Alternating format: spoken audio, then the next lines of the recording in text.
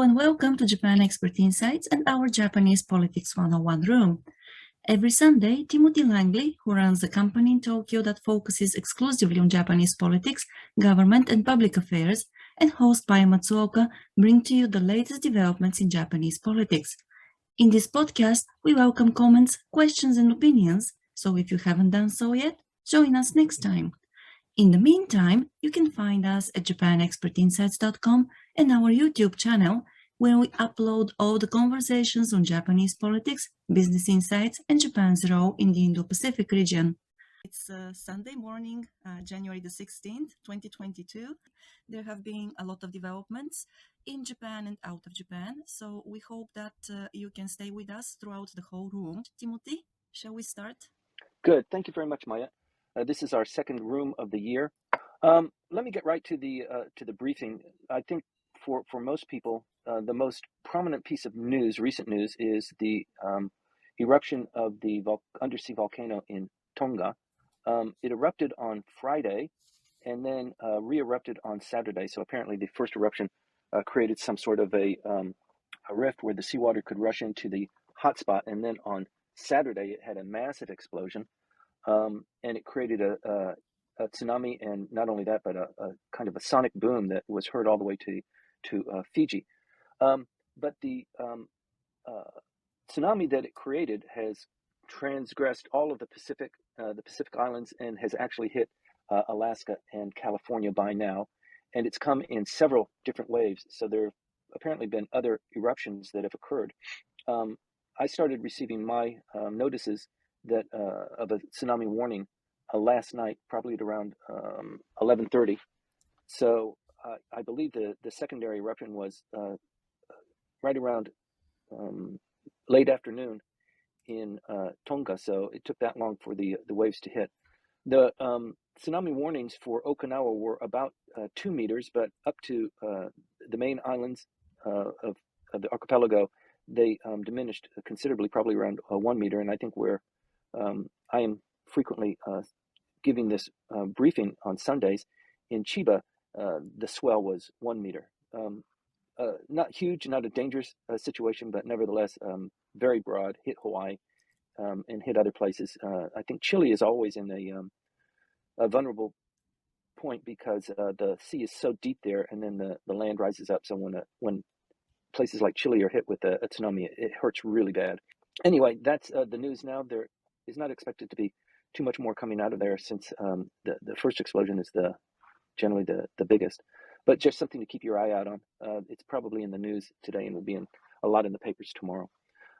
Moving on, politically, Mr. Kishida, he's still prime minister. He's likely to be prime minister for this entire period without interruption for the term of members of the lower house, for a lot of reasons that we'll discuss. The Diet goes back into session on Monday, so a lot of political news will start coming out in our briefing next week. You'll notice that in the last 2 weeks, there hasn't been a lot going on because everybody's been on vacation. They've been traveling. They've been in their constituencies. There has been things going on, for example, in Okinawa and within the political parties themselves, trying to prepare themselves for the upper house election. But he's got his own issues. The bureaucracy still goes on. The pandemic is still continuing. They're trying to deal with, the new virus, Omicron, and how it's hitting us. We have about 8,000 infections now. 100 of them are severe. So I think people are coming around, and the government is coming around too, to understanding that it's rather than something that is to be treated to smash it out and to kill every vestige of it, that they just have to live with it. There are three prefectures that are under a quasi state of emergency, as we discussed last week: Hiroshima, Yamagata, and Okinawa. And politically, those are three important prefectures. We're going to talk a little bit about Okinawa in my next point. But these three are also, Yamagata and Hiroshima are slated for gerrymandering realignment to account for the number of voters per representative. So the quasi state of emergency allows governors a little bit more leeway in dictating how companies run. They must stop serving alcohol, that sort of thing.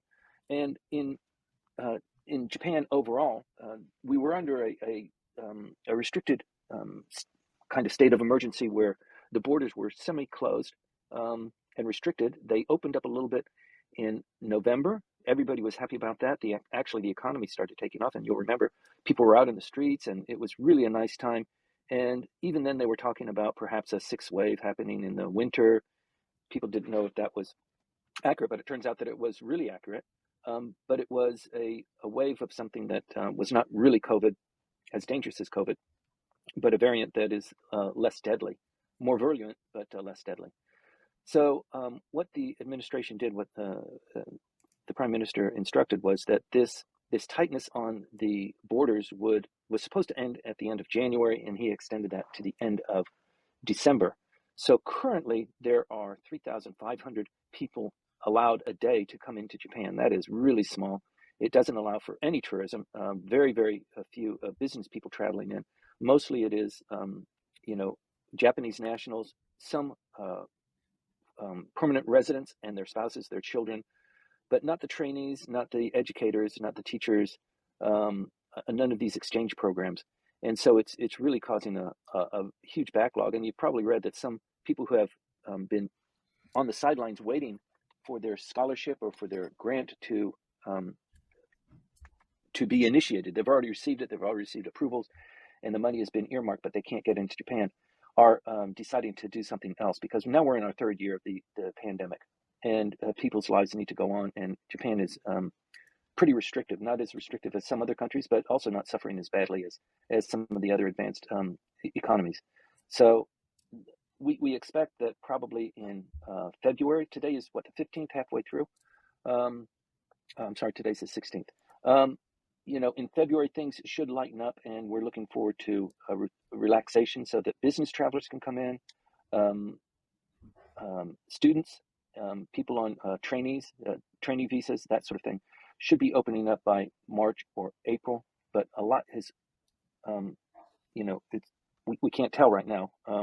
The new strategy from the Kishida administration is boosters. So they've received boosters. They have them stockpiled for a very quick rollout. And the prime minister has said just recently that he wants to roll out the booster shot. This would be a third shot as quickly as possible. First of all, to the most affected, the most at risk, that's the elderly. But it turns out that they're going to be boosting them to younger aged people as well. The other thing that's going to, or that Mr. Kishida hoped to focus on during his administration, by the way, he just finished his first 100 days in office. So this is typically when the gloves come off. We're kind of used to what he's going to do. We understand his briefing style. He's been in the press. He's been on TV. People are a little bit more comfortable with him. Some of the leeway that we give new leaders is evaporating, and he will be confronting a lot of issues.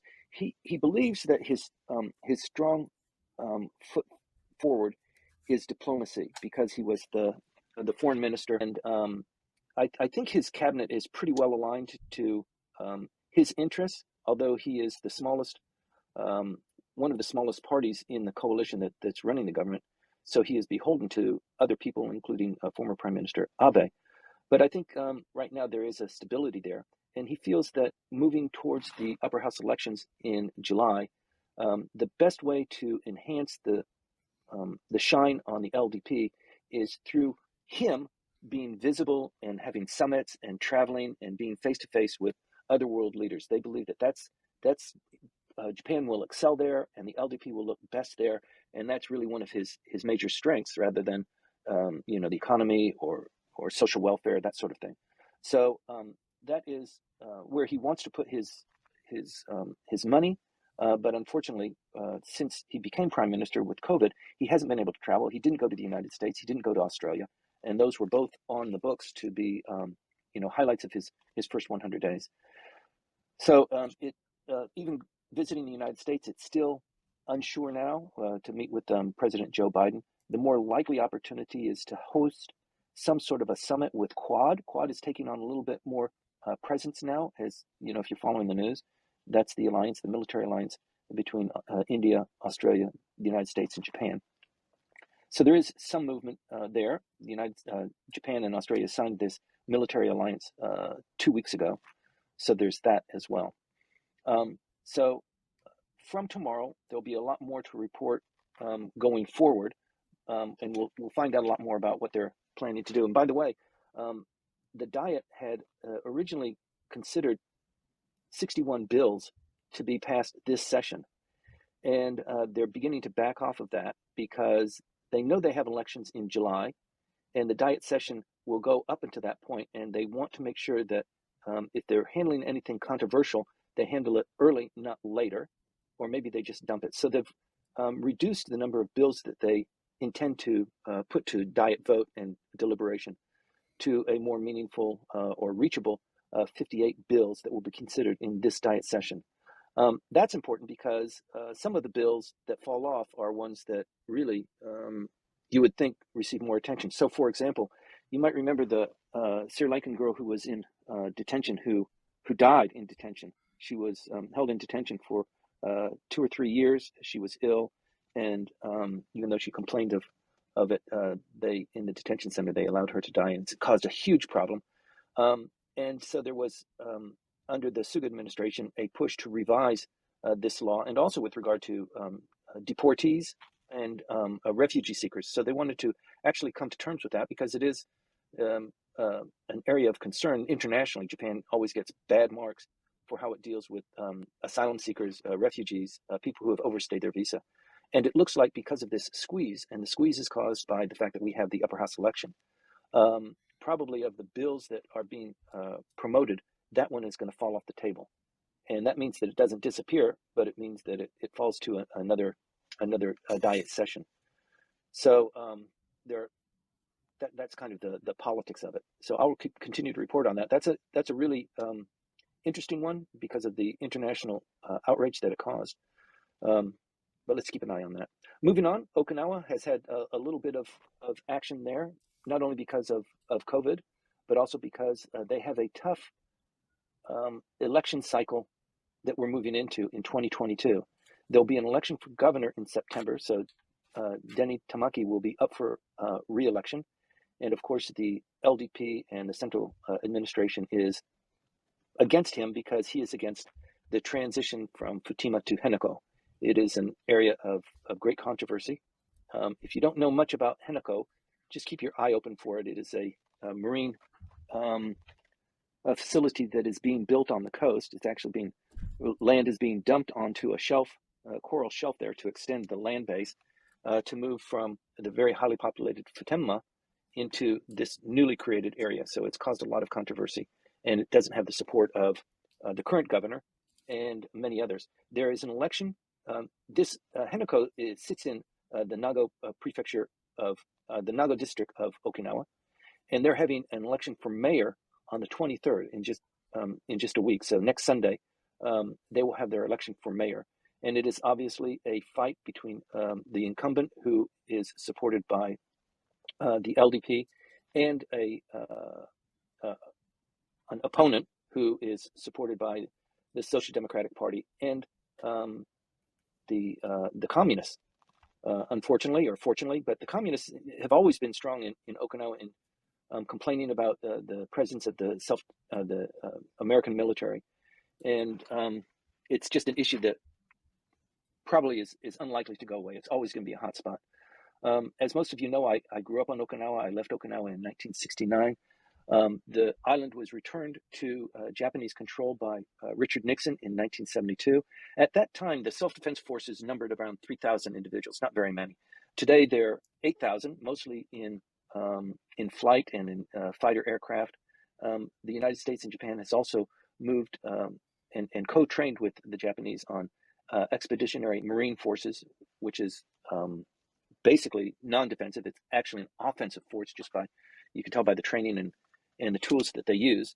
But they're more of an offensive force. So there's not a lot of news made of that, but it is being ramped up. So this question that we always are addressing about the change in the Constitution and the referendum that is required and the 2/3 that are required to pass a referendum in the upper house and the lower house. This is all interconnected, and it's all kind of moving. And that's why the upper house election is, it's a key point for us. Okinawa is a huge issue, and it will continue to be a huge issue. The election for the Nago mayor next week, and then there are other district elections that will be going forward up until the election for the the upper house, which Okinawa will also be represented. So it really, the LDP will be pushing strong for their candidates. They have candidates that are lined up that are being groomed. And even Motegi and Konotaro were scheduled to go to Okinawa this last week to drum up support for this Nago mayor. I mean, that's a pretty big deal. They had to cancel that because of the COVID restrictions and the enhancement there. But it does tell you that the LDP is really hell-bent on firming up their position in Okinawa. So it is a battleground for the LDP. It's a battleground for Mr. Kishida. It is a barometer of how other things are going. When we talk about how the LDP is preparing for that, we also have to talk about the other opposition parties. And it's interesting to note that the Social Democratic Party used to be the biggest opposition party. It had a merger and then a fracture with the Constitutional Democratic Party. And now the Social Democrats are really kind of on their back foot, winded, and really hopeful that they'll be able to stay in the Diet. In fact, the leader, Mizuho Fukushima, is in the upper house. She is an upper house member, so she's going up for re-election. And the Social Democrats, the party that they did have when the Constitutional Democratic Party was created, about 40% of the people in the Social Democratic Party fled or transitioned or went to not only the Constitutional Democratic Party, but they also kind of resigned or are either independents or went into other parties. In any event, there are only 2 representatives now in this party. According to election rules, internal Diet rules, in order to have a political party, you have to have 5 members in both parties, both houses. She has her seat in the upper house, and there's one other seat for a first-term lower house member from Okinawa, interestingly enough. Those 2. And if they don't have 5 members, then on the proportional representation ballot, if they don't receive 2% of the ballots that are cast, then they don't qualify as a political party. So that means they don't get the funding, they don't get a lot of the perks that go with that, and they would probably dissolve as a consequence of that. In the last election, the lower house election, on the proportional representation ballot, they only received 1.7%. So in the upper house, it's probably a much harder stretch for them. But to get 2% in order to stay viable, they have to pull the rabbit out of the hat. So that's something to continue to watch. You'll see her more on the stump and making press statements, and it'll probably be in order to generate appreciation and admiration and eyeballs. It will probably be something a little bit controversial. So keep your eye out for Mizuho Fukushima in the next coming months. I'd like to move on to what's going on in Hong Kong. China is really starting to bore down on Hong Kong, and it's a precursor of other things that are going on. How China is beginning to practice diplomacy. It is basically diplomacy. Kind of, I feel like putting air quotes on it, but it's really hardballs diplomacy, and it's a kind of a suggestion of what is in store going forward, because we still have the Taiwan issue. But the interesting things that have come up just recently that I'd like to bring to your attention is they've appointed a new police chief for the Hong Kong police garrison there. And this is an individual who was the deputy chief of the district where the Uyghur Muslims reside. And that is the area that is generating worldwide disagreement with China. In fact, the boycotting of the Chinese Beijing Olympics is specifically because of the treatment of the Uyghur Muslims. And this police chief for Hong Kong, the Hong Kong garrison, was the deputy chief in that district. So, a lot of the bad things, the murders, the slave labor, all of these things that people are complaining about, he was the deputy chief there, and he is now assigned to Hong Kong. So we can expect a lot of things to be coming out of there through a more iron-fisted policing of the city-state.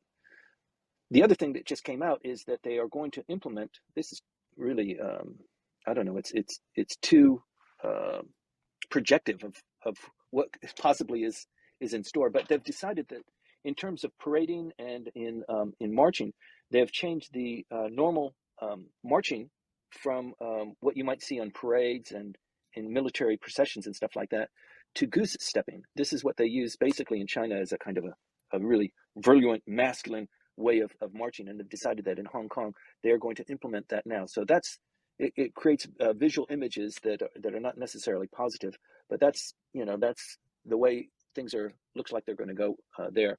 And finally, the excuse or maybe the reason for the Omicron variant is really hammering the supply chain in Hong Kong, and they're using that as a kind of a reason or an excuse. So for all of the lockdowns and the travel restrictions that we see in the United States and in Europe, it's really being enhanced in Hong Kong. So one way to take control is just to crush the economy and to really lock things up under the guise of a pandemic, that sort of thing. So that looks like that is beginning to take on more and more speed and strength as well. So keep your eye on that. Hong Kong will always be, a hot button topic for us, but also geopolitically in the region. Taiwan, the United States and Japan are fighting with, not fighting, but they're competing. Taiwan is the world dominant producer of high technology semiconductors, and both the United States and Japan are competing to get this company to produce on their own soil. So there's an Arizona semiconductor manufacturing facility that is in process of being constructed, and similarly here in Japan, the Japanese are one of the areas for the supplemental budget was to encourage them to come in conjunction with Sony and several other Japanese high-tech companies. So this company will be built. It's probably a $7 billion process that is undergoing now. But there's a lot going on with this, like horse trading. And $7 billion is a lot of money. They just launched the James Webb telescope into space. That was built entirely by Grumman, I understand, Northrop Grumman. But that one cost $10 billion. The entire process. It's a 20-year process to get it up there. But $7 billion for the chip tie-up is a pretty big, hefty amount of money. On the other side, Taiwan has been encouraged, for obvious political reasons, to lift import bans. Do you know that they still have import bans on 7 prefectures in Japan due to the Fukushima nuclear disaster? So that was in 2011 when we had the triple disaster here. And Taiwan, like many countries, put import bans on agricultural products and manufactured products from these 5 prefectures. And so that there is movement now in the parliament in Taiwan with the president there to release these restrictions and to let the trade flow again. It's a tit for tat. It's politics in action. It is truly the exercise of diplomacy. We want your semiconductors, and we're willing to pay for that, but we do need some other facilitation. You're going to be in a much more difficult situation, giving projections with China's desire to unify the country. So there's a lot going on there, even with U.S. pork exports to Taiwan. That took a hit, and that is under consideration now because of an additive that was put into the pork. Apparently, Taiwan is a great importer of U.S. pork. And so these trade flows and the diplomacy, they are hand in hand, and you can see that right in the flesh here, and that's why I bring it to your attention. Moving on to Burma, Suu Kyi was given another 4 years. You might remember that she was under a 4-year arrest soon after the coup d'etat, if we can say that, in January of 2021. She was arrested on sedition charges, and because she had some walkie-talkies in her residence, and apparently that's illegal. Since then, the movement of the military junta has increased. More than almost 1,500 people have been killed as a consequence. And I think on Friday she was the judgment was handed down for another 4 years because she ignored COVID restrictions, and it wasn't sedition this time. It was another charge that probably didn't deserve a 4-year term, but she was found guilty on two counts, and it might have been just on incitement. the more important part is that she is still under house arrest, and she'll continue to be there for another 4 years, barring something else happening. So Burma is always going to be a big area in this region because it's suggestive of other things, the Belt and Road Initiative, and for example. But it's interesting to note that 70% of Japanese companies who trade with Burma continue to trade. The fact that there has been a coup d'etat, it's run by a military dictatorship, has affected only 30% of the people in Japan, the companies who are trading with them. So 30% is nothing to snub at, but 70% is somewhat, I would think, if you're a Democratic Party, Democratic country, is somewhat disappointing. But there's a lot to be going on in Burma, and that situation is yet to be resolved. Although it's not really pertinent to Japanese politics, I have to mention that in Kazakhstan, since the last time we talked, Kazakhstan is the largest of all of the Stan countries. There are 6 of them: Pakistan, Afghanistan, Kyrgyzstan, Uzbekistan. This is the former Soviet Union rocket launching area. So this is where most of the Soviet Union practiced and launched their rocketry. It went independent in 1991. And the first president has continued to stay in. He was president, and then 2 years ago, he appointed his successor, but he stayed in basically in the energy field. And in the new year, they announced higher taxes for fuel and heating oil, and it caused a riot. I guess you're following it. It's important because it really kind of went off the scale, and the government basically failed to pull itself together and react. So what it did was it called on, it's a part of a collective security treaty among other countries, former Soviet bloc countries. It's a kind of similar to NATO. It's called the Collective Security Treaty Organization, but it's dominated by the Soviet Union, or by the Russians. And so they asked for the Collective Security Treaty Organization to come in, and of course this is mostly by Russian peacekeepers. So there's a lot of uncertainty going on in Kazakhstan. It is an oil-rich country. It is probably the most oil-rich of all of the countries there. It is also one of the more forward-looking, more advanced of all of them. Almaty is a capital of, I think, 1.8 or 2 million people, very cosmopolitan. So it does cause you to wonder what the game is with Kazakhstan, also Pakistan, Iran, what's going on with the Soviet Union and the China alliances that have been created.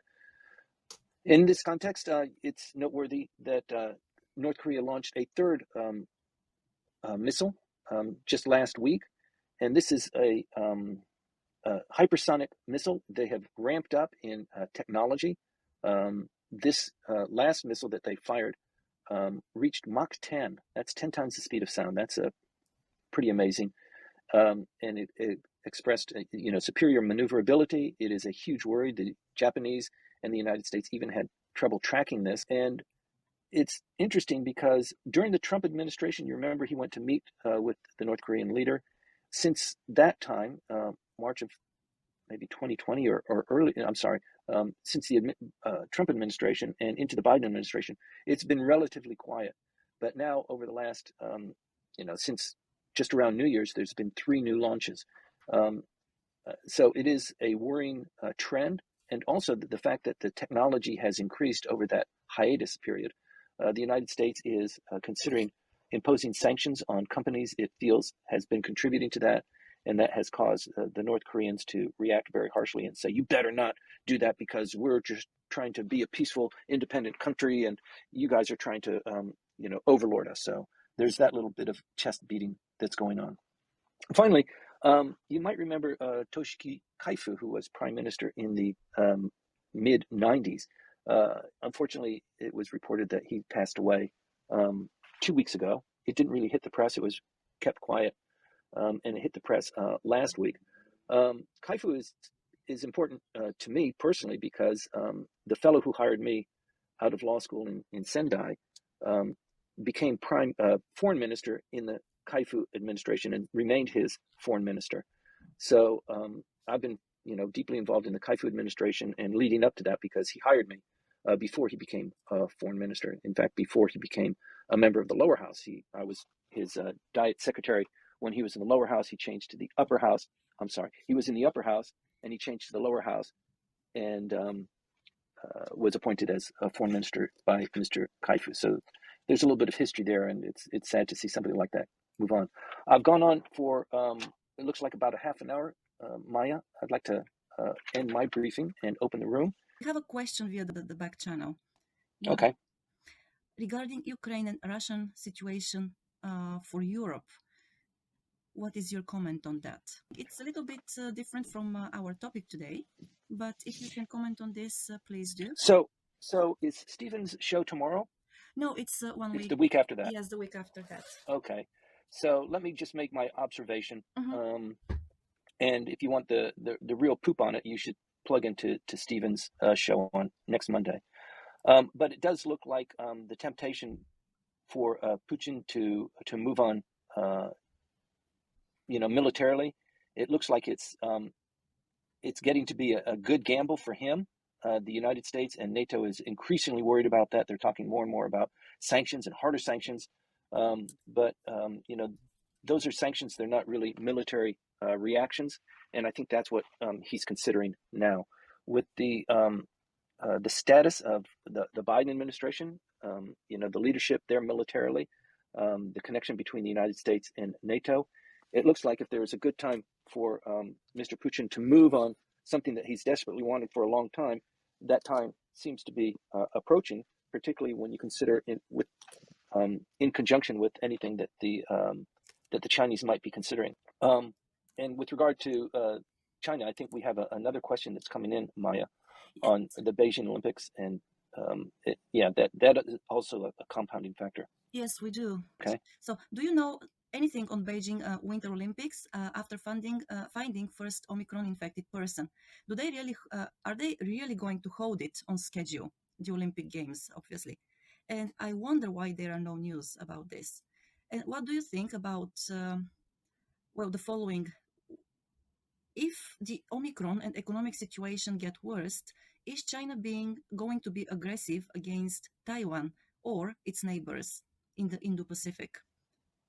So that's a great question. The final part is a great question, and it is specifically the kind of thing that Stephen deals with. I follow it very closely.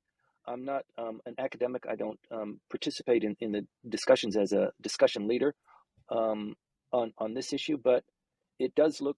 First of all, the Olympics are a great public policy PR exercise for China overall, and for the leader of China. It looks like, and most people agree with this, that nothing's going to happen with regard to Taiwan in a very aggressive way this year because of the Olympics, because of the 100th anniversary, because of a lot of different things. But there are other people who are following this that say you really don't have to worry about anything aggressive happening there for the foreseeable future, 5 years, 10 years. And it might not ever happen because they've got their own problems. Of the entire military budget, more than 50% of that military budget is devoted to keeping things quiet and peaceful internally. So it's not externally directed. So they have their own problems. They have their real estate problems. They've got their, this typical thing that happens with countries that move up the economic development, where the kids, they get enamored with new technology, or they don't want to be like a photocopy of what their father or their mother were. And you have that kind of disassociation culturally, and they're going through that now. With regard to the Olympics, you better believe that it is going forward, and it will be held. It's 18 days away now. There are reports coming out. They're hanging banners and making the city look very spruced up. But this is just for domestic visitors. It's not for international visitors. There will be no international visitors allowed to come in, except for the players, the athletes and their coaches, and some diplomatic missions. But it's mostly for internal consumption, the Chinese people. So it will be a spectacular, visually event. They want to showcase their technology and their economic development. There is a strong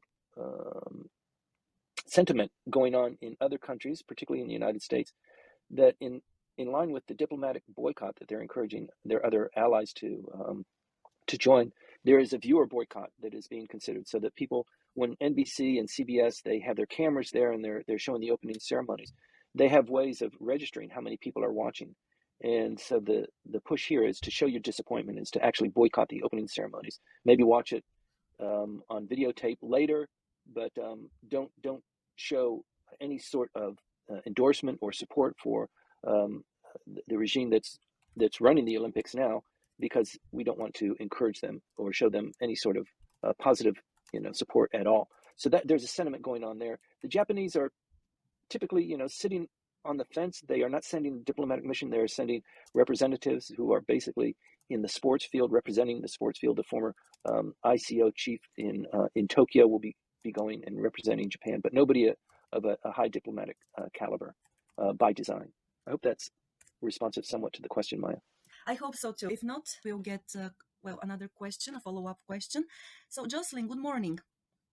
Good morning from New York. Actually, good evening. Yes. Yeah. Good evening. Well, But at least you're not suffering from the huge tsunami that is hitting the Pacific. oh, but it's so frigid here. It's about 18 degrees. It's freezing. But I'm sorry about what's happening there. Yeah, so you mentioned Taiwan, and do you feel enough recognition has been given to Taiwan for keeping close tabs on China? This pandemic, I think, could have been a lot worse if it wasn't for Taiwan. And I feel that they haven't been given, the recognition and the admiration for keeping close tabs on China. And I'm from a tiny island in the Caribbean, St. Vincent and the Grenadines, which recognizes Taiwan as a sovereign nation. So I just wanted to throw that in. Congratulations. Thank you. Yeah, I think Taiwan is getting short shift all over the place. We have a diplomatic office in Taiwan, but we don't have diplomatic relations with them. We don't have an ambassador that's assigned to them. We don't recognize them as. I mean, we have the what do they call it? It's a one country, two system recognition, and the United States policy. It's actually a little bit ambiguous, and I think it's ambiguous on purpose so that we don't have to make a decision and we can keep status quo. The best outcome for the United States, apparently, is status quo. Don't excite things. Don't make this thing come to a head.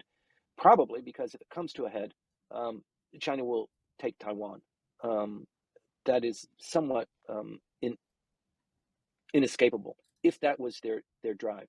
The repercussions of doing that, though, are enormous, and the sanctions and the boycotts and the trade disruption would just be so enormous. So that's the tit for tat that's going on there. But yeah, I think Taiwan, everybody acknowledges that Taiwan is in a difficult position, and you want to be more supportive, but the reactions that being supportive of Taiwan, as you probably well understand, if your country has acknowledged Taiwan, there are costs to that, and the Chinese want to make sure that everybody understands what those costs are, and they are far out of proportion to what the decision is. So I think people are well advised to be very, very careful about that, and I think that pretty much explains the Japanese stance as well. The majority of Japan's export trade is with China. So if you are the economic animal that you are always criticized as being, and you make decisions based on that, the best policy is, for number one, follow the lead of the United States, but carve out certain areas where you remain independent. But here in Japan, you've got the Kishida administration is widely reputed to be panda huggers. And I don't see it that way, but by comparison to former Prime Minister Abe, who is a little bit more strongly against China and more aligned with the United States, there is that dichotomy. So even just recently, I think 2 days ago, former Prime Minister Abe was giving a speech about Japan's response to Taiwan. So I think he wants to keep the hawkish position and allow Mr. Kishida to keep the dovish position, so that should things come to a head, people will be able to decide, yeah, we should have been more strong from the beginning. I think Abe was right all along, and then that coalition begins to form more power. But there's a lot to be said. I don't think, as the earlier question kind of indicated, I don't think that there's going to be a critical point this year, and that's reassuring. But I've also heard many people who are deeply in the field to not even worry about it for the next 5 years, and there's a lot that can happen there. Jocelyn, are you a first-time listener? Yes, I am. Welcome to the group. Thank you so much. Yes, I can't wait to visit Japan. I was planning on doing that, and right around the time the pandemic hit. So that's on my bucket list. That's probably the first place I'll go to once we're out of this pandemic. Okay. Well, I hope to see you here. That would be so lovely. Thank you. May I ask another question? Please go ahead. Thank you. So lately, Please. Havana syndrome. Thank you. Havana syndrome has been in the news since 2017, where the American and Canadian diplomats were Yes. attacked in Cuba, and lately it's been popping up all around the world. Yep. I think Vienna, Vietnam. Singapore. Yes. What do you think of using these weapons? According to the National Academy of Science, it's they think the most plausible explanation is an energy weapon, something within the radio frequency range. These are causing horrific injuries. I've read that the diplomats, some of them have decreased white matter from functional MRIs that were done on them. Mm-hmm. I would just like your take on what's been going on. Thank you. Yeah, I think the last big time, I don't know why it's a topic for you, Jocelyn, but the last big time it came up was when Kamala Harris visited Singapore. She stopped off in Malaysia first, and before she left for Singapore, there was an attack of this weapon. I think a lot of people who are in the intelligence community have a better grasp of what it is and speak about it among themselves. But publicly, it is just a hypothesis that it's an energy weapon that is directly directed at individuals in the diplomatic corps. So you're right. There are a lot of people in various embassies of the world who have suffered from that. It started in Havana. I believe it is very real, but it's just one of those new technologies that they've applied to various individuals. It used to be here in Asia that the Soviets were into espionage and listening devices and that sort of thing. So there was a big scandal there about 20 years ago. So the technology continues to develop, and it's always a one-upsmanship apparently in this kind of a fight. And also just between China and Taiwan, this kind of thing, not this weapon, the Havana syndrome that you're talking about, but the amount of espionage and counterintelligence that goes on there. I mean, there are people that are being sent by Taiwan into China to do dirty works and to do espionage and to kill people. And similarly, it is in retribution or in reaction to the Chinese doing the same thing. This is happening on all the time. It doesn't reach much of the international press, but there are people that are assassinated, there are ambushes, there are hacks, there are a lot. It's a very active engagement there. It's a bit off the topic on the Havana syndrome, but if there's anybody in the audience that has more expertise on that, I'd love to hear about it. But it is a very real concern for a lot of diplomats throughout the world. It is. And according to Mark Zaid, I've been reading extensively on this because I've just been intrigued by it. The lawyer who's representing some of the diplomats, he thinks that this has been around for decades. He referred to an incident in Moscow where he believed the Russians bombarded the American embassy back in the 60s with microwaves. So this technology, it seems, has been around for a long time. And I have a feeling we're just not paying enough attention to it because it would be naive to think everything else has evolved except ways of committing crimes. So is it just happening in the diplomatic circle, or could it be happening in the general population? Yeah, I think it's beginning to go a little bit off our Japan politics theme, but yeah, diplomacy and negotiation, geopolitical game playing, yeah, it's there. It's highly advanced, so people don't want to talk about it until they've actually figured it out and managed to excel in it. But yeah, I think it's just diplomacy in action, actually. I agree. Thank you for answering my questions. Thanks for joining our room. Pleasure. My pleasure. Timothy, I just would like to go back a little bit to the public policies here in Japan. And there has been some news recently, actually in the end of last year, that Japan, the Japanese exports of food and agricultural produce hit record high in 2021. So the news was that Japan exported a total of foods which are equivalent to $8.7 billion in 2021. And I know that the government has been concentrating mostly on supporting the development of technological, let's say, of new technologies. Agricultural. Yeah, I just wondered whether, yes, there is anything, which the government is doing to support technological development in agriculture, because it's all about digital agency and how the government is going to go ahead with, let's say, not only cryptocurrencies, but also with social security and cyber security and so on. But nobody talks about technologies in agriculture. You're right. Still, yes, I wonder if there is anything on that which we can talk about at the moment, or is it still in the future in terms of public policies, of course? Yeah, I think it is. I think it's just wrapped in things that probably don't receive a whole lot of attention. For example, the Economic Security Ministry, the agency that is set up by Mr. Kishida. It's one of the new initiatives you might remember. Yes. And it received tremendous budget in the supplemental budget, and the new budget that will come out in April will be passed in April. So the Diet getting together from tomorrow will be focused really hard on getting the budget passed for an April 1st passage. With regard to fruits and plants and agricultural products, the reason 7 billion doesn't strike me as a very large number. And I think the export, Japan is not self-sufficient.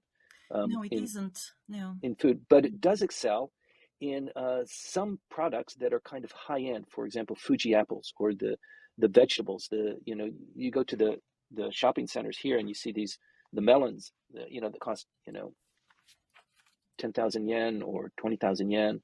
So a lot of these products, they have a worldwide market, especially for the very wealthy who like the best that the world has to offer. And Japan seems to excel at that. And they do that through genetic splicing and creating new varieties. Not only rice, I mean, they've excelled at that, but, apples, oranges, mikan, all of these things that are just in Japan, they are really, really wonderful. There's a huge export market there, and they patent these seeds and these plants. And for example, the largest area of export growth for florists are these uniquely designed flowers and plants that you can even have ordered and manufactured by design that have a patent name consisting of your particular name. So there's tremendous growth going on intellectually there. These plants frequently cannot reproduce themselves. You have to repurchase the plant from the manufacturer. But there's a lot of effort going on there. And also in terms of technology, the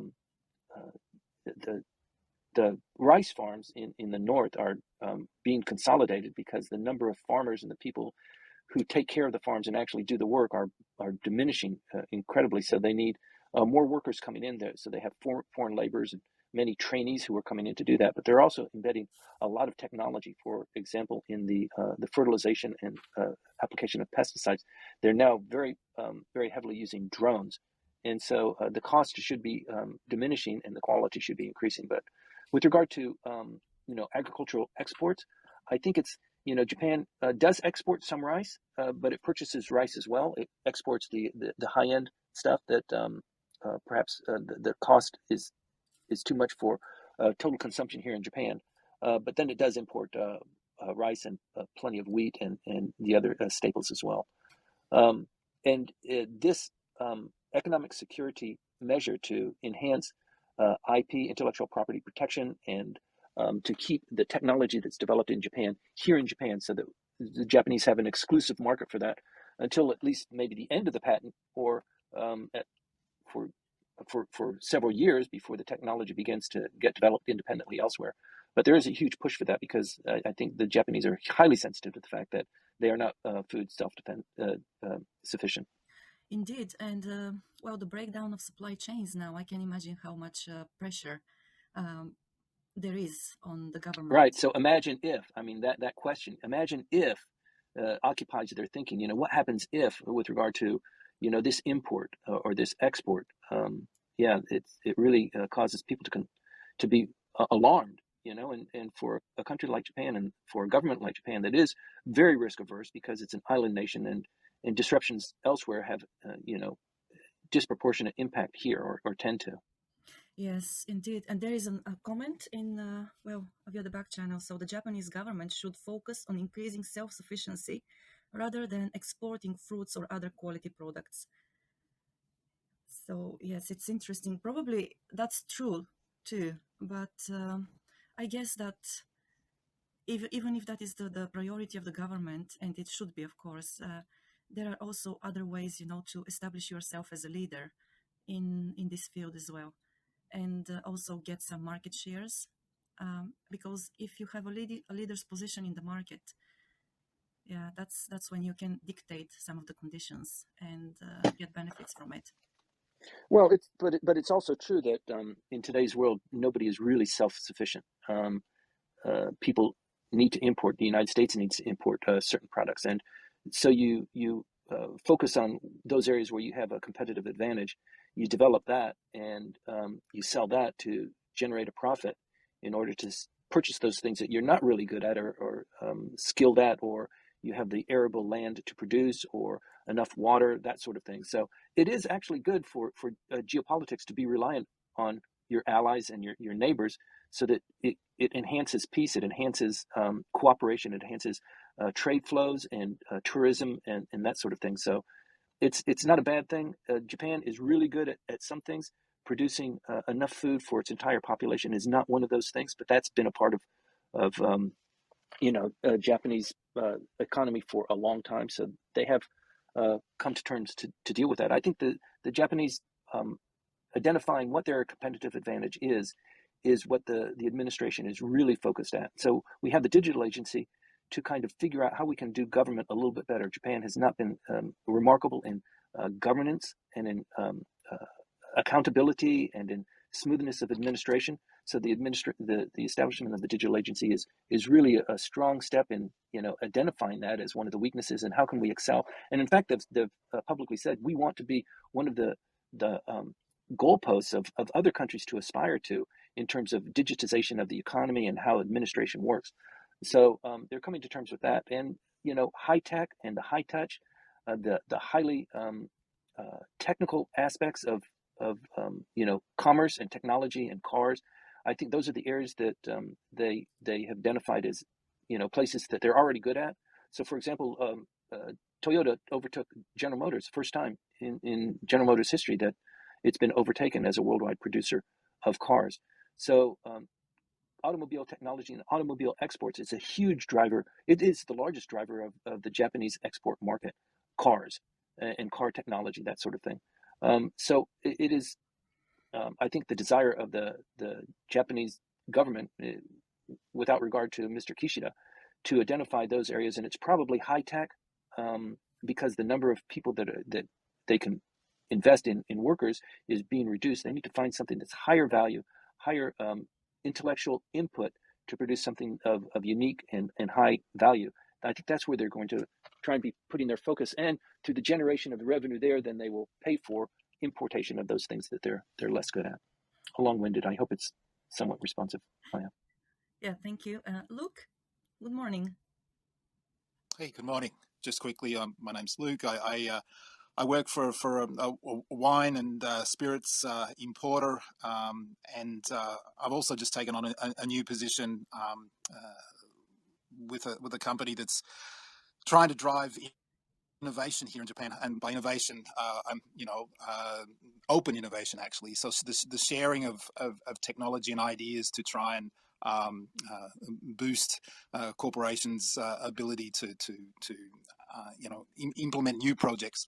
I was just interested in Timothy's comments just before of Japan's trying to develop new technologies that they can silo or keep themselves to give them a competitive edge. But Tim, how do you think Japan's government would be open to more of an open innovation idea of sharing their technology with other nations around them to actually benefit the region rather than holding on to themselves and benefiting it themselves?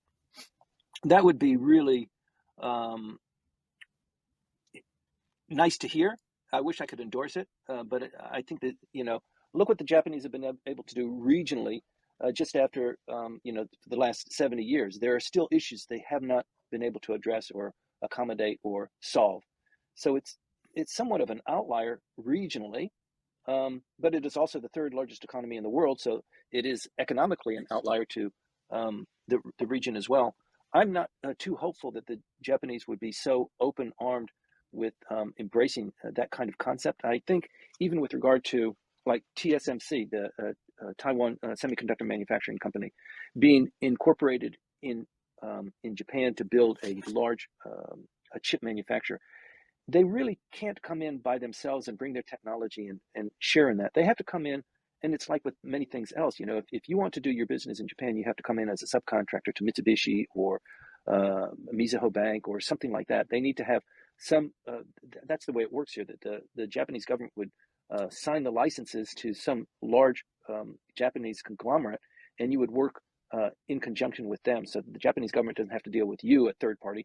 They would deal with a first party, one of the Japanese corporations, which would handle all of the facilitation and take care of the mistakes that are made and receive the payment and then make the payments accordingly.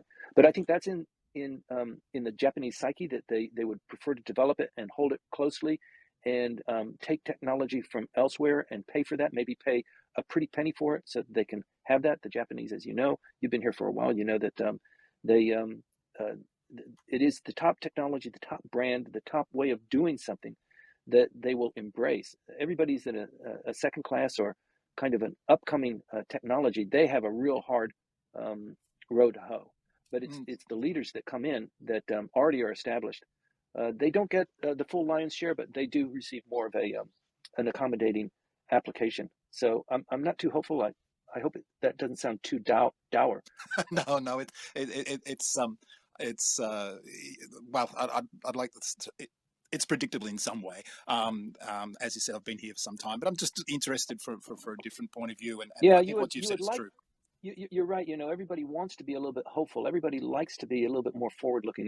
We run into the same thing throughout. Your relationship with Japan. Konotaro. We all wanted Konotaro to be the top runner, but the reality is, and you look at the dynamics, it's just really not going to happen. And similarly with this idea of yours, with embracing open technology and bringing people in as full partners and co-developers.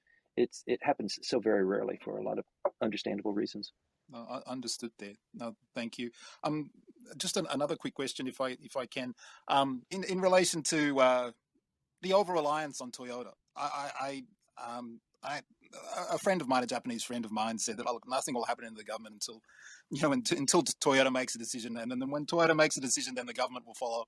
And as you alluded before, Toyota taking over the top position in the US from GM, and yeah, I've seen it in data. It was across LinkedIn as well of the top companies in shareholders compared to say 20 years ago. There are a number of Japanese companies, mainly banks, of course, and now Toyota is the only company within I think the top 50 or something like that in the world, if you believe in those sort of rankings.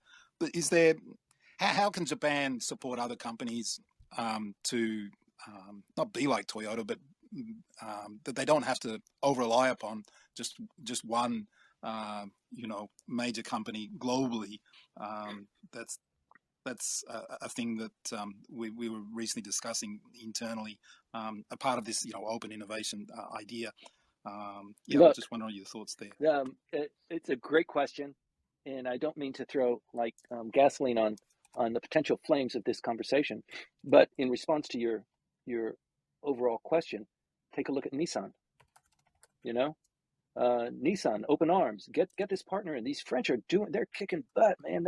They have lots of car companies, and their Renault is just really, we want them to be a part of our system too.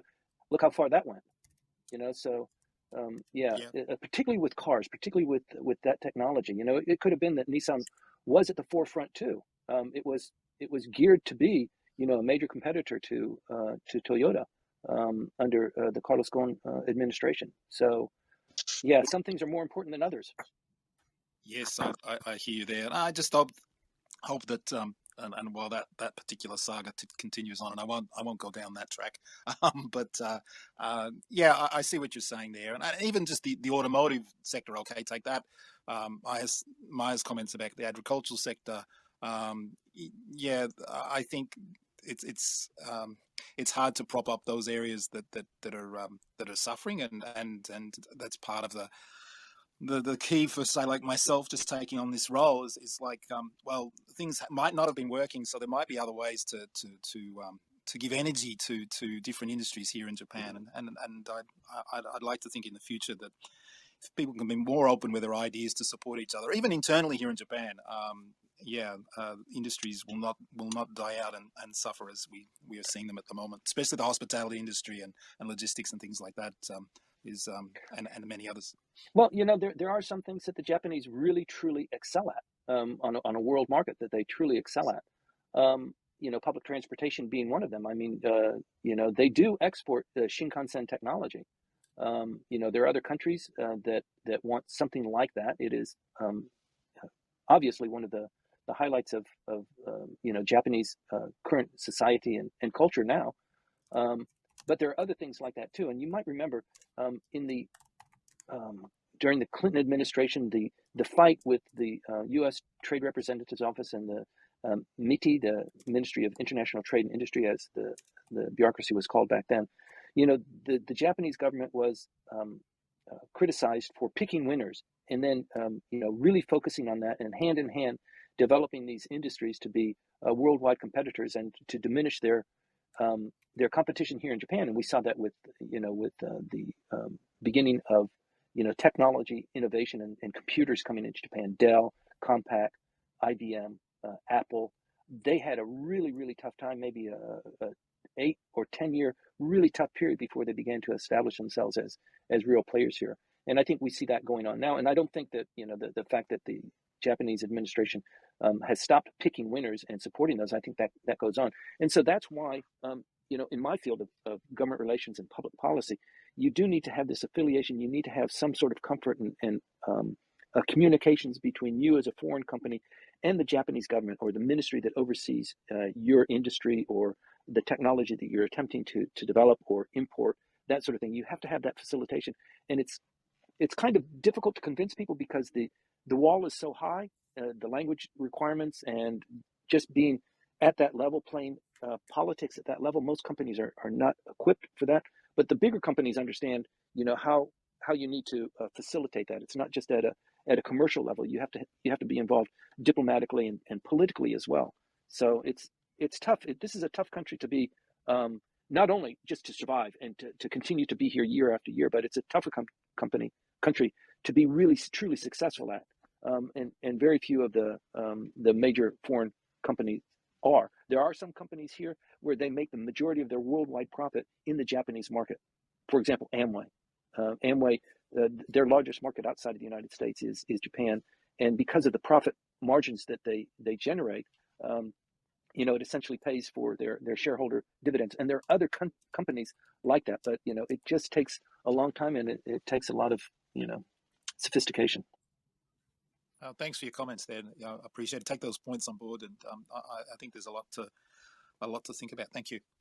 Yeah, thanks for always joining, Lip. You're welcome. Tim, good morning. Good morning. I'm making a rare appearance on this show, so thank you. We are genuflecting in your general direction, Timothy. Oh, you're so funny. Sorry, I got a frog in my throat. Can't get it out this morning, but by afternoon I should be okay. I don't really have, I don't think a question, but some of the things you said, Timothy, really resonated with me. And the first is the idea of self-sufficiency. And I completely agree that I maybe it's not impossible, but for that to happen, imagine the quality of life reduction people would have to put up with to even get there. It'd be a very, very difficult thing. And I also echo your sentiments that the fact that we are interdependent is a good thing. It creates conditions that kind of force us to cooperate, even with adversaries. Whatever the reason is, if cooperation happens, I think it's a good result. But the comment about open sourcing with technology and sharing it, I think we would all agree, especially in certain monozukuri industries, that is a Japanese advantage. That's a competitive advantage that they don't want to give up, obviously. That said, since we were talking about Toyota, Toyota is a bit of an outlier in some ways in that Toyota shared the Toyota production system with the entire world. And to the point where everybody's trying to do it. GM's trying, and this happened in the 80s. That's the world I was into. So that is maybe one example of, an exception. Are you talking about just in time? I'm talking about the entire Toyota production system, just in time is a component of it. Yes. They were actively giving seminars and inviting people from competitors to come to these seminars to learn about the Toyota production system. So they were very open about it. Now, you might call that a human technology, not necessarily a high-tech end of it. But it is one kind of exception or example of them, openly sharing that know-how with the rest of the world. And now we're talking about how strong Toyota is. I have some very close friends who are on the inside. They're not employees of Toyota, but they know the ins and out of Toyota. And right now, Toyota is very worried about Tesla and that kind of technology. And they feel like they need to convert. And of course, they're working on their hydrogen models as well. But we'll see, how that pans out. But some of my sources have told me that Toyota is worried. There's a lot of internal meetings on how to deal with these changing concepts about what a car is. Right. So it's time will tell how that pans out, right? Yeah, I think the company, as a policy, decided that they're not going to focus that much on the electric vehicles. They've decided it's other technologies, the electric vehicles, the motors and the batteries, the capacity, the distance they can travel. I think that they've decided that's not really for them. Let's let other companies pursue that.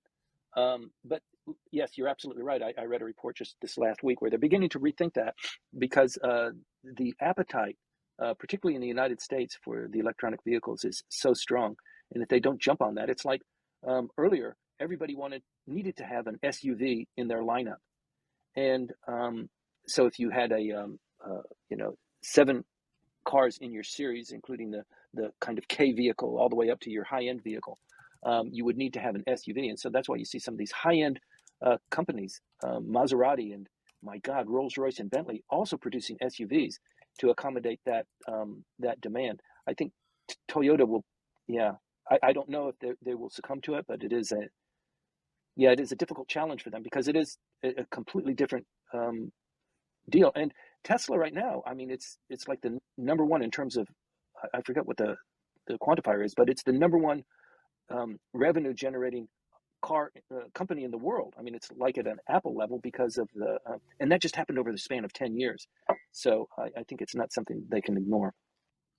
Indeed, yeah. And the other thing is it's not only the electric vehicle. It's completely thinking out of the box because the idea of a car now, it's basically become a rolling computer, a mobile computer. And I'll give you an example. So when I worked in manufacturing, we were helping a company improve their dashboard assembly line, right? And, the Japanese are very detailed and they cut out all these motions and they reduce it by pennies here and there and they get this, long-term aggregate cost savings. But then Tesla comes along and says, forget the dashboard. We're just going to mount a cheap screen to replace the entire dashboard and accomplish the same thing. And this is it's a brilliant, simple solution. And I think Toyota wants to move more in that direction about rethinking completely how a vehicle is made. Or, for example, that's a funny conversation, Tim. For example, if you wanted to buy a Ford when Ford was first in production and started mass production of cars, you could have your car in any color as long as it was black. And nowadays, your car can be any color you want it to be at the flip of a switch. So it's just incredible that's going on. Oh, we got a rich young lawyer here. Hi, Rich. Hey, good morning, everybody. And thanks for letting me pop in. Much appreciated. I was listening and we hit on a topic that I have much interest and passion about. So I just wanted to share a couple thoughts with you Hold guys. on just a second, Rich. Tim, did we finish that thread, that dialogue that we were having? Yes, and I'm looking forward to hear what Rich has to say. Okay, thanks. Yeah. Sorry for cutting you off. Go ahead, Rich. Nope, no problem. Yeah, it's actually the same topic. But so regarding the vehicle production and what's happening with the future of vehicles, my perspective on this is it's not really the debate really isn't about electric versus other forms of propulsion like internal combustion. I think electric vehicles, hydrogen vehicles are the way of the future and will happen whether people of our generation like it or not. It's just a necessary thing, and all companies will be doing that eventually. And furthermore, I don't think it's even really about self-drive vehicles versus manual vehicles. Self-drive vehicles are the way of the future. They are coming, and they will be the norm eventually. There was a lot of hype a few years ago. They'd be here in 2020, and it's not fully that way yet. But there was more. Even today, there are more vehicles operating to some degree of automation than a lot of people are even aware of. So those things are happening, whether we like it or not, or whether we know it or not. I think the real debate, really, again, it's not about propulsion, whether electrical, gas, or about automation, manual versus automation. I think those ships have sailed, or they're taking off right now. It's really about the ownership model. And one of the Timothys kind of touched on this, or was implicit in what he was talking about, and that Tesla has opted for one ownership model where the future of the vehicle is the same as it was today, only it's electric and it's automatic. Everybody has their own car in their garage. Everybody buys a Tesla. And I personally happen to think that that's not the way it's going to go long term. And what I mean by that is that longer term, I think shared ownership of vehicles is more likely to be the eventual outcome. And there's a couple of reasons for that. And shared ownership, by the way, is like the model that Google was pushing for, where a vehicle on demand. You pick up your phone like you would call an Uber or a Lyft, and instead an automatic vehicle comes to you. And but the difference between calling Uber and Lyft, where the vehicle is maintained by an individual and it might smell like cigarettes or whatever, if it's part of a larger system, you're going to get a perfect vehicle. Maybe your subscription provides for a Rolls-Royce class SUV. That's what you want to pay for. If you're on a shared vehicle system, since the vehicles are used more efficiently, you would get much more vehicle for your dollar than you would if you buy a vehicle and park it in the garage. So most of us buy a vehicle and it's in use some small percentage of the time, a couple percentage points of time. And it's a very inefficient model of ownership. So I believe that's where it's going. That's a big change. And I know that Toyota is kind of thinking about that, because some companies that I've consulted with that are looking at building that infrastructure have been working with Toyota, as well as other Japanese companies. So I know that may have been kind of a shift here. But one other point, there are a couple of big societal changes that I think this will bring on automatic vehicle operation. One is something needs to be done about all the drivers who will lose their employment. There's a huge number of driving jobs all over the world, Japan and Europe and the States and everywhere. And another one is insurance. Modern insurance was really kind of built on the back of automobile liability insurance, and automatic drive will largely eliminate the kind of liability problems that you have now. There will be other liability problems, because crashes will still occasionally anyway happen at a lesser rate, but they will happen. And then the people that made the vehicle or made the software that decided who to crash into will be sued, I'm sure, at least in the US.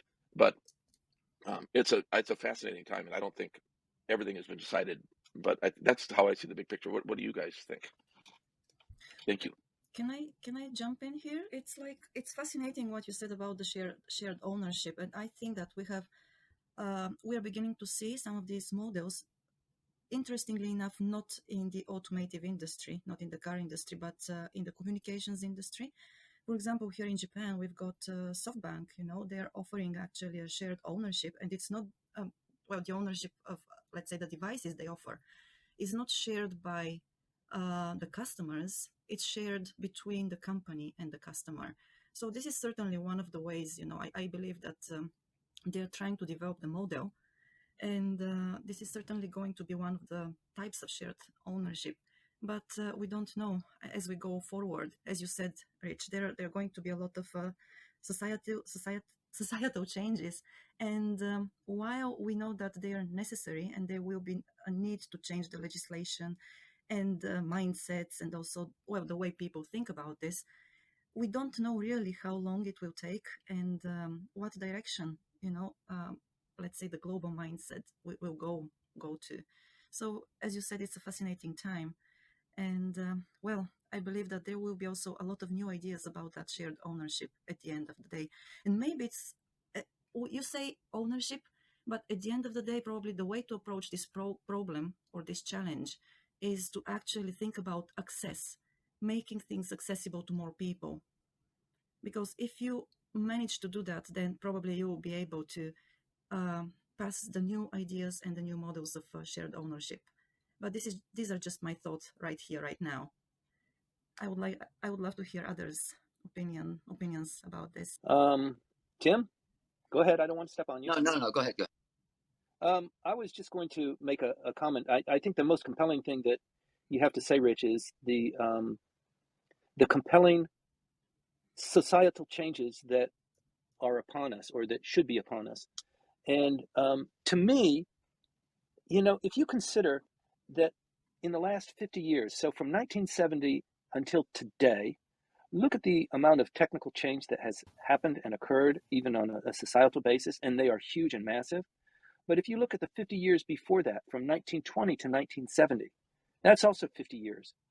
And what happened in that span of time, and what kind of technology and innovations and things that happened in a 50-year span of time compared to the 50-year span of time that we have now, I feel that we have been cheated somehow, that there should have been much more remarkable change and adaptations made politically and socially, economically, that we haven't yet seen. So I think what that indicates is that there is a pent-up amount of rapid technology and societal change that it is right in front of us. We just can't see it. We can't sense it yet.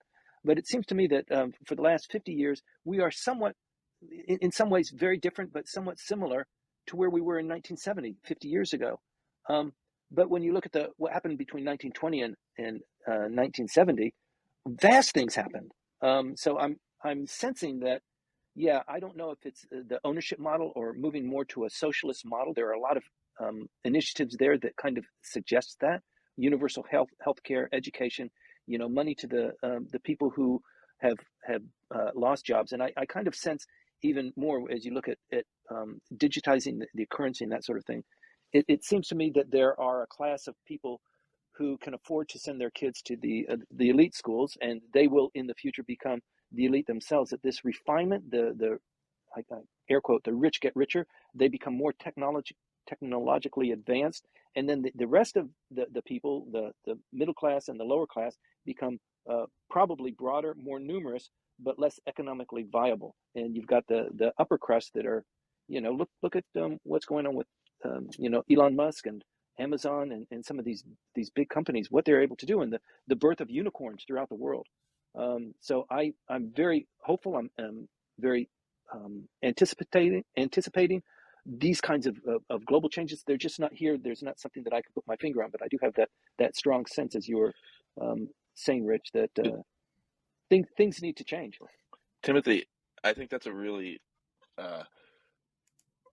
really precise and interesting insight, and I tend to agree.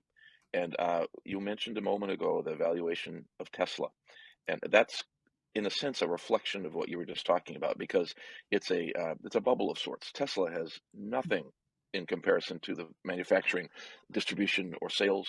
That's right. The hard stock, the real estate, yeah. the rolling stock, they don't have it. It doesn't make sense. But it's a market valuation, so people are believing something's there. What Tesla does have that is valuable, in my experience anyway, is on the automation side. So the way that automatic drive or self-drive vehicles function is through something called machine learning. And you probably all heard a little bit about it, but essentially it's when a machine learns to teach itself through experience. So if you imagine you're driving your Tesla down the road and it's in self-drive mode, you're sitting in the driver's seat and you're watching, and all of a sudden you grab the steering wheel and yank it to the left. Normally that's not happening. You're just allowing it to operate. Tesla would learn from that, oh, there was a little girl on a bicycle in front of the car and our systems failed to detect her or the obstacle, whatever it was. They learned from that experience, and that gets baked into the machine learning. So just like with Google and other sort of network providers that with each transaction, they get better at what they do, and that brings in more people, which gets them Right, better at what right. they do. It's a very difficult moat to overcome. So that is the advantage that Tesla has right now, in my opinion. It's a data advantage they've gotten out ahead of everybody, because although they haven't declared we have self-drive vehicles on the road, in fact, Tesla vehicles are operating to some, they have the first degree, second degree, third, fourth, and fifth degree. They're operating to some degree of automation most of the time, and they're feeding back data. Toyota has, some of that as well, automatic braking and other things. But I still believe that Japan can get ahead of this, because as a society, Japan is better than just about any other society I know of at operating as a group, for some of the reasons that you mentioned. The government helped kind of fix a winner, and there's a tremendous need here because of the aging population for automatic drive. And although it's not in the news all the time, there's a lot of work being done in that arena. And I think that we will begin to see things here in Japan. I'm not an insider. I'm not like teasing anything here, but I think that it will be coming before we know it. And I completely agree with you that there's some pent up both demand and opportunity, that it feels like it's going to break through at any moment.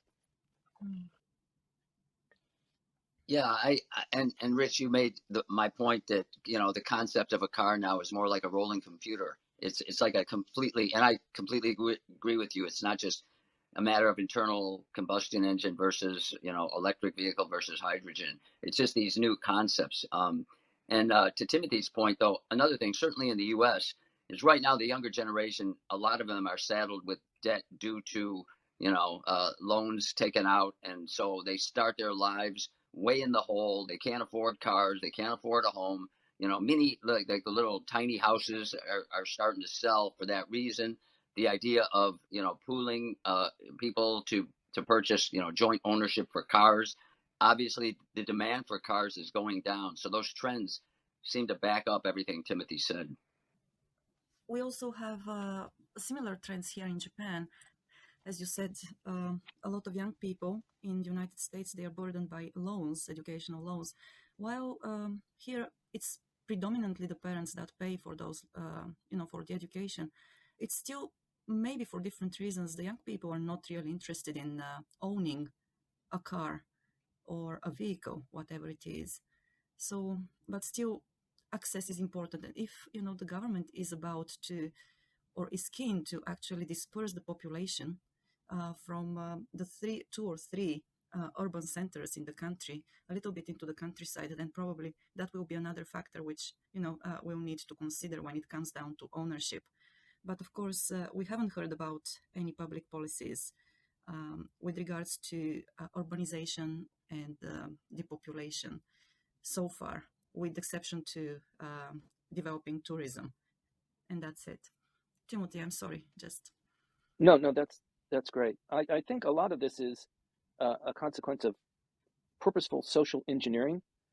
So, for example, with regard to cars, I think the Japanese early on, like in the 60s, determined that it was mass transportation that should receive the most attention, and the highways and the roads, they would receive attention, but the more cars on the road, the more congested it is. It's more difficult.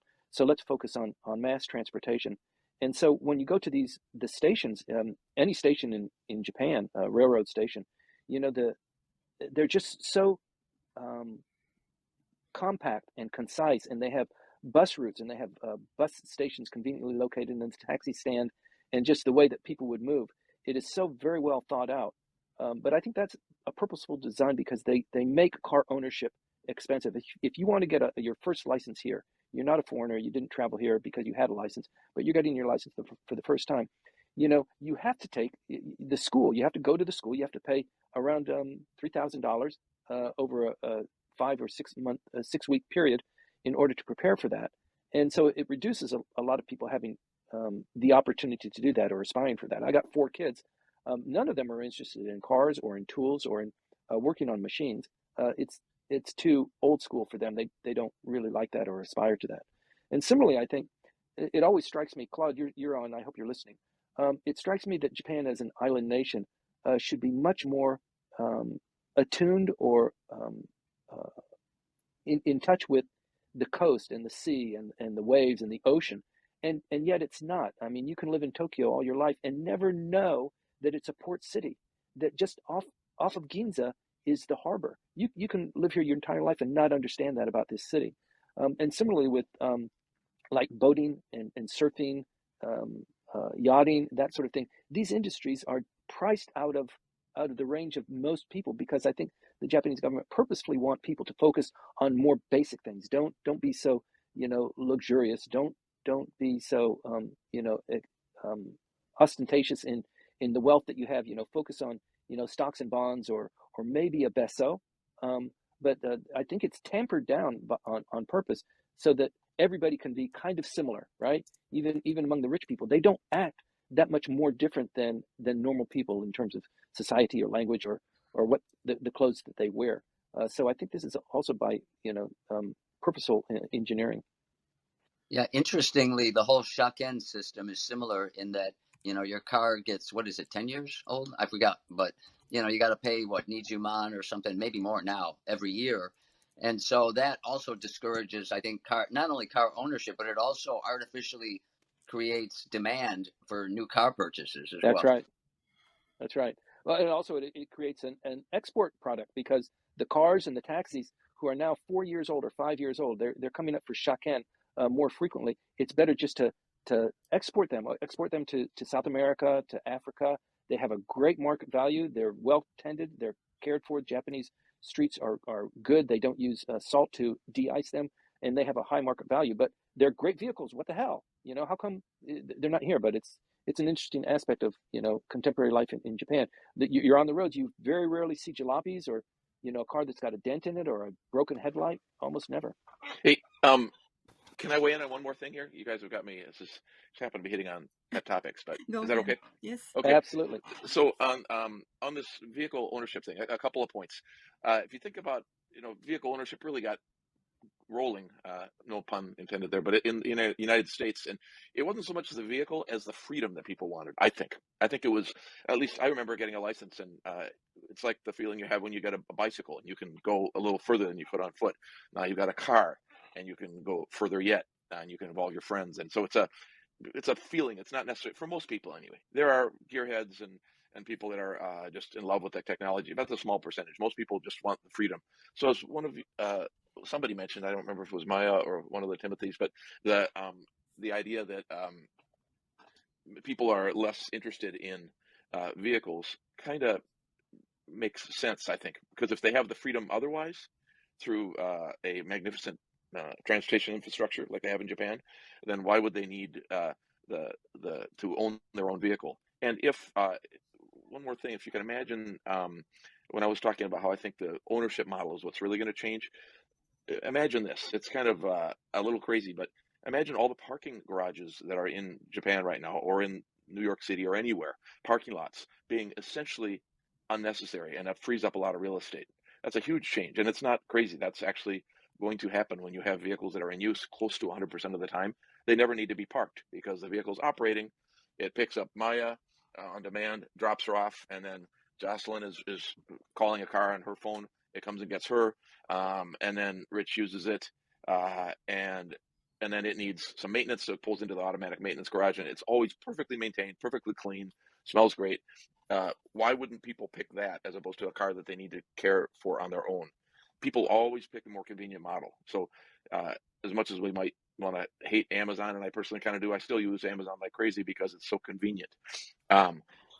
We always, convenience stores, I think people can pick what's convenient. So I think that's what's coming. And it's Timothy was talking about big changes, but I think this is going to be imagine where you didn't have parking garages everywhere in Tokyo or any place. I think it could really free up life in the city a little bit, and it might.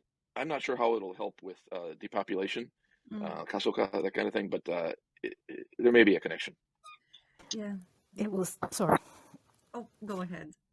Thank you. It would certainly help with the environment. I think the pandemic has made us more aware of carbon footprints. So I really like the road car ownership is on. Yeah, and is it okay, Maya, if I... Go ahead, yes. Okay, yeah, to Rich's point, another thing that resonated, Rich, is the idea of wanting to be free. And another function of that, though, is in America, not in all cities, of course, but the conditions are set where you almost need a car to go anywhere. So I lived in suburbia Chicago for 14 years, everything is spread out. If you don't have a car, you can't go anywhere. And the public transportation is terrible. So those conditions create the greater need for that car so you can have that freedom. Versus Japan, where you have great public transportation, you don't need it. And everything tends to be more compact. So true. Yes, it is, and it happens in Japan as well. You talked about Chicago, but when you live, for example, in Hokkaido or let's say Niigata, when you are not in an urban center, you still need a vehicle. So, and this will continue. This trend will continue probably as long as we don't have, those depopulation policies that fight depopulation. So there are a lot of things to consider, but one thing, to the point which Rich mentioned about choosing the convenience over ownership, I totally agree with you. But at the same time, I still think that we have a long way to go, because developing the logistics will take a little bit of time so that we can make that model truly convenient and sustainable as well. So probably we can also draw knowledge and wisdom from Japan and the Japanese manufacturers here as well, because they are really good at logistics and also lean supply. That's something which they have been renowned so far. So let's see how things develop, really.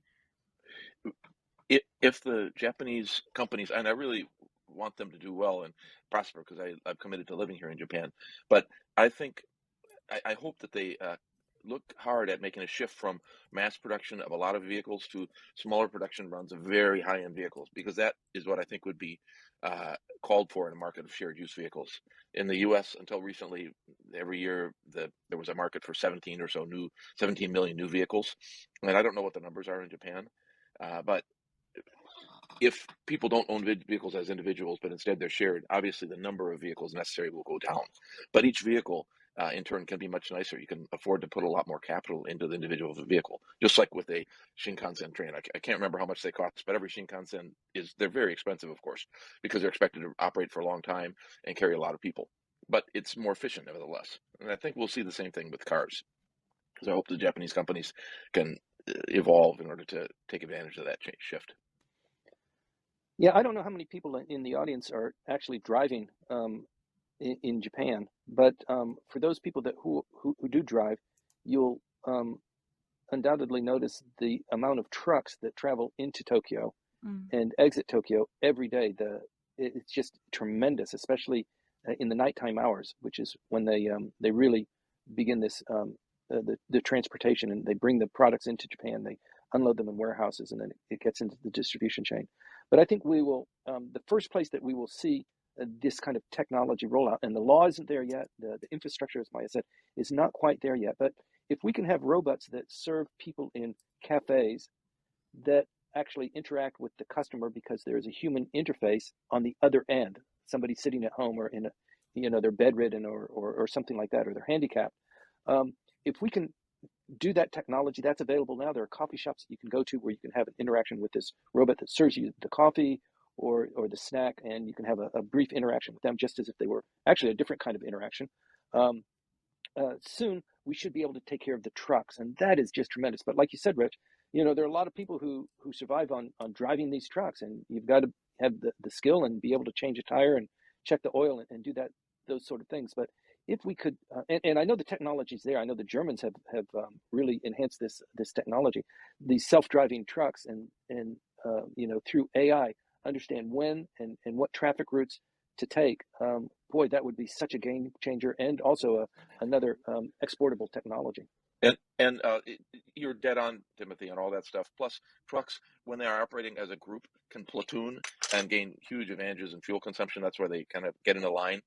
They're like a peloton in the bike race. They'll get in a giant line, and the front riders absorb most of the air resistance.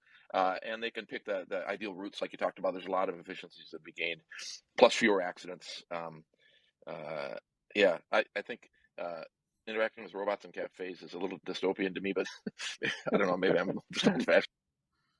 Well, but it still, comes down to how we actually operate all those, let's say, the trucks and once again the logistics, so that they are convenient for the companies that use them. The suppliers. that they're convenient also for the general public who use those shared vehicles, right? And here comes, well, I don't want to rain on anybody's parade, but we still have a long way to go once again, because when I say logistics, I mean, Rich, what you said, if, there are 5 owners of one vehicle, so every one of them will, want to use the vehicle at their convenience. So how do they do that?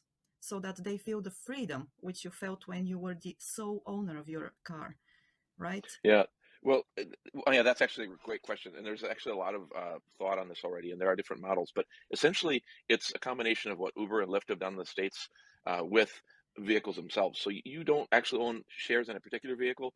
You would own the rights to have use of a class of vehicle. Mm-hmm. So it wouldn't be a particular vehicle, it would be a vehicle class, a Mercedes S-Class or a Lexus or whatever, however, from high to low.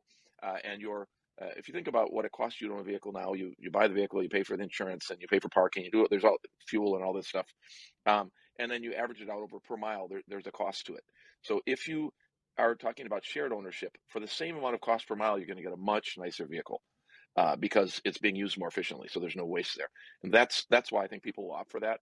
So when you call it on the phone, instead of a particular vehicle, it looks to a class of vehicle. So it's going to identify the vehicle that's not in use at that moment, or will be free by the time you need it based on your call, that is of the class that you have asked for, and bring it to you. And the market would have to develop to build those vehicles, and the kind of corporate systems to maintain them and everything haven't been done yet. But there is so much potential profit there that I have no doubt that can be accomplished. Right. Luke, welcome back. Yeah, I'm back. Yes, I had a comment there. I think Japan, the landscape for that the evolution and change, and while we're still on the topic of transportation, I mean, even myself, in Tokyo here, I've never had a need to actually have a car, and it's one of the reasons that besides Tokyo being the center of everything here in Japan, and easier for work and things. I mean, as far as transportation, it's public transportation. It's great. I've never really had a need for a car per se, but over the last 5 years, I mean, times plus. I mean, we're a member. We pay a small fee every month. It's great. I open up an app. I've got a selection of cars, a selection of different ranking. I can see availability. There's at least I've got 20 odd different locations where I'm living that I can pick and choose and select the car that I need of different sizes. If I want to move some furniture for a friend, or if I just want to zip up to the local Costco for some shopping, I can select the car and away I go, and I get charged per 15 minutes. It's great. I don't have to worry about petrol. Gasoline's paid for. I don't have to worry about cleaning the car. That's also paid for. It's very economical. Sometimes you miss out on a car, but I think these sort of changes here in Japan. I mean, the last 5 years. Before that, I had to go to a Nissan rental car. And maybe there's a model there that I want to use. You could only pick Nissan cars. But this service that we use now, it's great. I think it's one of the things that the Japan's really excelled in, because when I go back to Australia and have to hire a car, it's usually through a hire car company, and there was no really this car sharing system available. And I think Japan is kind of of course I haven't traveled to other countries, so I don't know, but compared to Australia, it's really good. Of course, you've got different logistics of sizes and things like that, but I think that's what Rich is saying. I think that can only it can only get better. I hope, and the changes there will make it. Of course, if you move outside of Tokyo, then it becomes more difficult. But I think those sort of advances and changes in the transport area are going to affect us all, especially as you said before, the logistics. But I hope they change, because even just for ourselves, just to move wine and spirits and things like that around Japan and even back overseas is really difficult. So maybe change of topic off transportation or something different. But that was just my share. Thank you. Yes, thank you. Thank you very much to everybody. Timothy, thank you for preparing for today. And thank you, Maya. Well, Rich and Jocelyn, Tim Sullivan, Luke, thank you very much for coming up and for making this conversation really interesting and engaging. And I believe that we can talk about these topics in the very near future once again. We wish you a great day and we are looking forward to seeing you again. This was Japan Expert Insights Room on Japanese politics. Thank you for coming and staying with us today. We will be on air next Sunday at 8:30 in the morning, Japan time again, so join us. Until then, you can find us at japanexpertinsights.com and our YouTube channel, where we upload all the conversations on Japanese politics, business insights, and the role of Japan in the Indo-Pacific region. If you want to stay informed about our upcoming events, you can follow us on Clubhouse, LinkedIn, and Facebook. Again, we're looking forward to your joining us next week. Until then, stay well and enjoy every day as much as possible. See you!